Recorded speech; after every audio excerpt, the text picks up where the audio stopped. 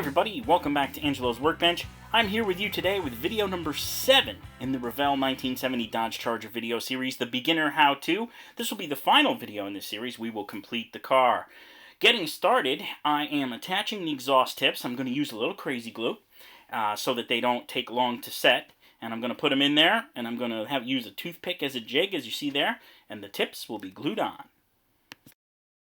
In this video clip, I'm attaching the drive shaft first, which is essentially just connected between the transmission and the rear axle.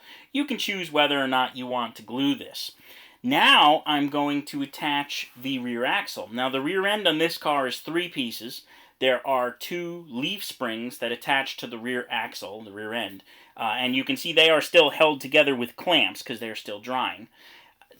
But you can still glue them while they're still curing. If you glue them while they're still curing, this enables you to adjust them to fit the chassis exactly. And it's essentially just 4 points that mount into the chassis. And with the rear axle installed onto the chassis, I'm now going to attach the shock absorbers. The shock absorbers are a little tricky. You're going to want to use some tweezers or something because you got to get them down in there. There's a round part at the base of the shock that goes into a hole on the chassis, and then there's like a round loop on the shock absorber that mounts onto a pin on the rear axle. Once you've done that, you know that it is installed correctly, spaced properly.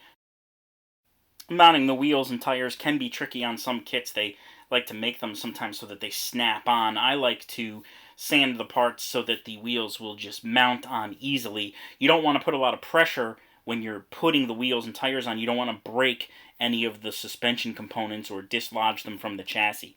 If you've watched my videos, you know I like to use Sharpies. There's a clear plastic piece that I'm using a blue Sharpie to color the windshield washer fluid since it's blue. And I'm using the blue Sharpie to make it look like there's windshield washer fluid in the container. Now I'm going to use a black Sharpie to color the cap for the windshield washer container, and then I'm going to mount it into the car.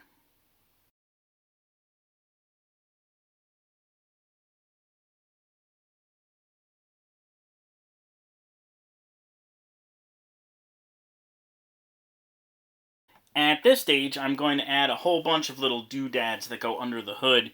I'm going to start here with the air conditioner line. You don't get that in a lot of kits. It just runs between the firewall and the AC compressor up front. And then there are some various hoses that I'm going to add as well under the hood, as well as the battery, which is coming up in a second. We're going to start by detailing the battery. You'll see here I'm using a little silver paint and a little toothpick to detail the battery terminals on the battery. I'm going to break out a little Tamiya X7 red, and I'm going to detail the little caps for the fluid, the electrolyte fluid that's in the battery. They had colored caps back then. They're usually yellow or red. I chose to use red on this one, and it gives a pretty realistic result just using the toothpick to dab a little tiny bit of paint on top of the raised surface in the battery that it represents those caps, and then I'm simply going to just glue the battery into the car.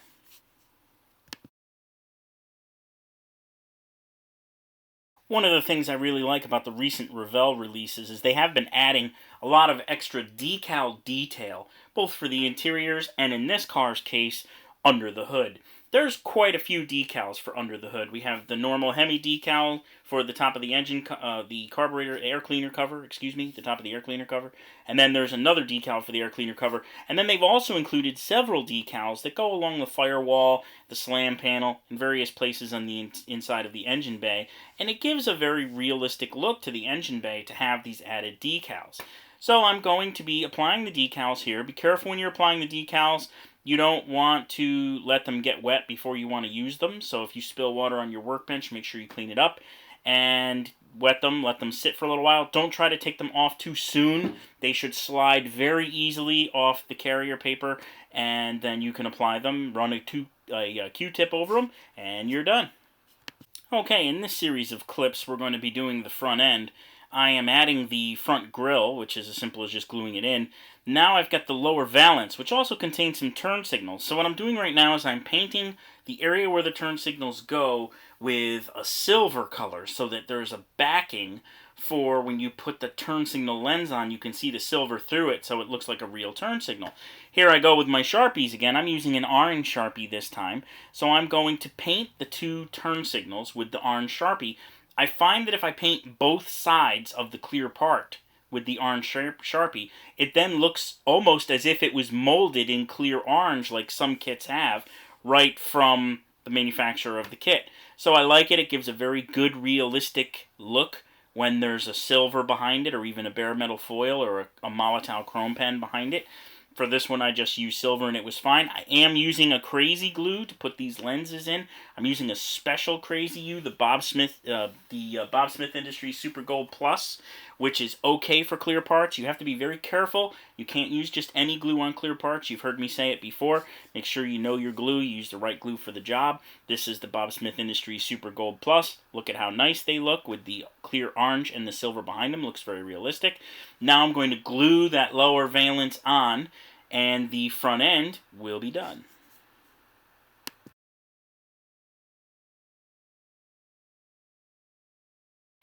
Now we can get started on the rear end of the car. I'm working on the taillight here with a black Sharpie. There's a small panel in between the taillights that is blacked out on the car, and so I'm just hitting it with a black Sharpie on the inside, and it will appear black from the outside. Then I'm going to do the chrome trim that goes, there's a little piece of chrome trim that goes around the taillight, and here you can see me using a Molotow chrome pen. Notice the jar of silver paint on the Workbench. I had first tried to do it with silver paint and a toothpick, and this just goes to show that sometimes you have to modify your technique as you go. I was using a toothpick with the silver paint, and I was getting too much paint on. I was having a hard time getting a nice, even bead, so I switched to the Molotow chrome pen so I could get more control along the edge of the taillight, and it was a success. So I had originally tried the silver paint, I took it off, tried the Molotow chrome pen, and it worked better. So now I am mounting the taillights into the rear panel of the car, which is a separate piece, the way they made the kit. And there it is. It looks nice. Now I'm going to use some Bob Smith Industries Super Gold Plus, which again is good for the clear parts. And I'm going to apply the glue from the back on this part, because I was concerned that if I put it in the sides, that it would get some on the paint, and I would also maybe get some on the taillight, and it would be a little bit too messy. So mounting the taillight in dry, and then putting a little glue from the back works. The glue will seep into the crevices in between the parts, and they'll be glued, and you'll have the advantage of not making a mess of the taillight or the rear panel.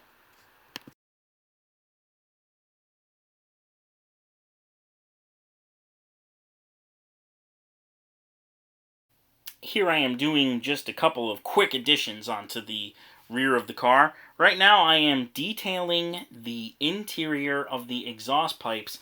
On this kit the tips were solid. By putting a little flat black on the part where the hole would be, it makes it appear that it is in fact a hollow pipe, like a normal car would have. And now I'm gluing on the rear bumper, which is as simple as just a couple of spots, put the glue in, and there it is. Now it's time to add some chrome trim onto the car. The kit came with some really great chrome parts. A lot of times, like, the door handles are molded into the body and you have to paint them. With this kit, it actually came with separate parts. A lot of times the windshield wipers are also molded into the body, but again, with this kit, it came with separate parts. And you can see me here attaching the windshield wipers. It's very realistic when they do this. They have a separate appearance rather than having them molded in place. They kind of get washed out. So this car has a side view mirror on the driver's side only. So I'm attaching that right now as well. And in a second, I'm going to attach the rear fuel cap, and then we're going to move on to the door handles. One thing I like to do when I'm doing something like door handles or side view mirrors also, is I like to put the glue on the body, and I like to let it sit for a couple of seconds, maybe about 30 seconds. It allows the glue to firm up a little bit, and then when you stick the part on, it sticks almost immediately and it won't fall off. The other thing you have to be careful of, watch where my pointer finger is right now. I am actually getting glue on the car right now because I didn't check that my finger was clean. I was lucky I was able to get it off. When you're working on the finished body, be careful, don't have any glue or paint on your fingers. Since this is the RT, we have the two little side scoops that get glued on over those little indentations in the body. There's actually a decal for the RT emblem on these as well, which looks great when it's all finished up. Now we're closing in on the home stretch here. I'm going to start with decals. I'm choosing the slide method here. You'll see I just slid that decal right off the backing paper onto the car. I did that because it's a very big, long decal. There's no way I was going to take that off of the paper and then try and attach it. It's very easy to slide it. One thing that you don't want to forget when you're applying a decal like this that covers body lines, you want to make sure that you, with a brand new blade, I just put that blade in the knife. With a brand new blade, you want to actually cut the decal on the body line exactly. It adds to the realism so that the decal doesn't cover up the body line. The other decals that we're going to apply right now are the little tiny RT decals that go on the sides. Don't forget to run a nice Q-tip over them after you get them in there. Get all the water out from under them. And of course, as I always say, be sure if you spill water on your workbench, make sure you clean it up so that you don't prematurely get any of these decals wet before you're ready to use them.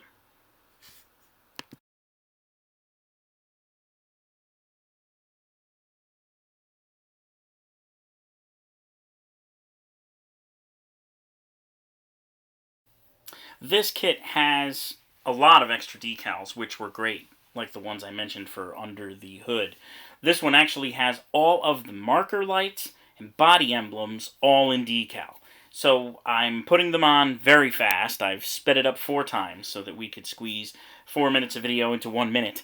And so I am applying all of the decals for the body marker lights, the amber ones up front, the red ones in the back. Also, any of the body trims, like that Charger emblem I'm putting on the rear quarter there. And also the fuel cap decal, the little tiny round black fuel, that goes on as well.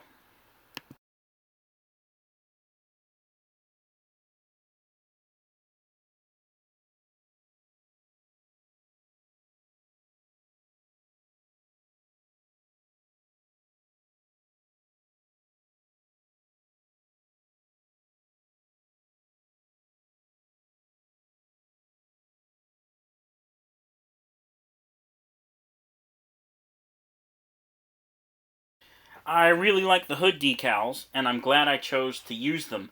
However, I will caution you. This portion of the video has been edited for time. I cut 8 minutes of video out because these decals, there is some complex curvature in the hood that the decal covers, and it required a lot of decal setting solution and a lot of heat. I actually got the hairdryer out and everything, and I did get them to settle down nicely. They almost look like they're painted on, but it wasn't easy. So if you are inexperienced with decals or you haven't used decals a lot, I would caution you that using these hood decals may be difficult. Give them a try. You can always take them off if you don't like them.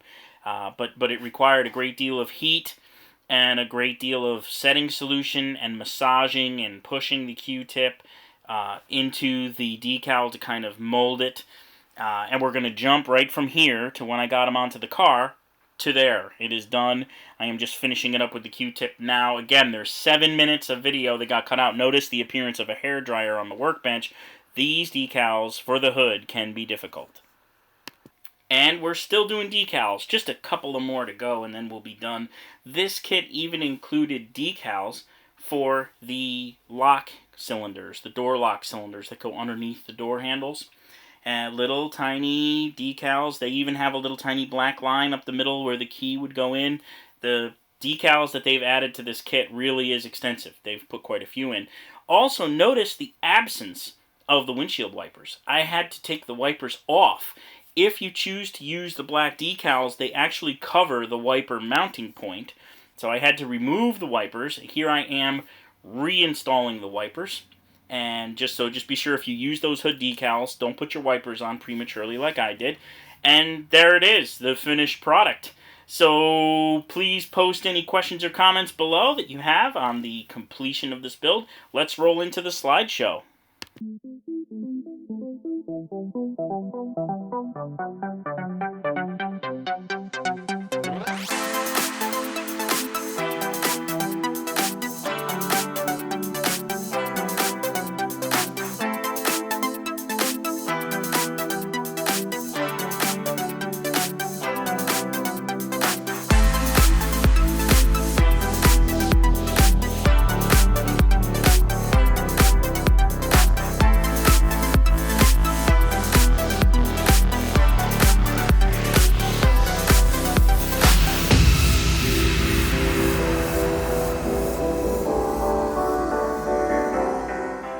Well, that's going to wrap it up right there for the beginner how-to video series. I hope you all enjoyed watching this as much as I enjoyed making it.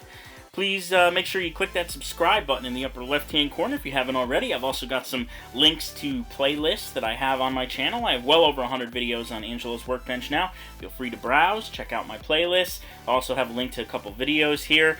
Thanks, as always, for tuning in to Angelo's Workbench. I'll see you on the next project.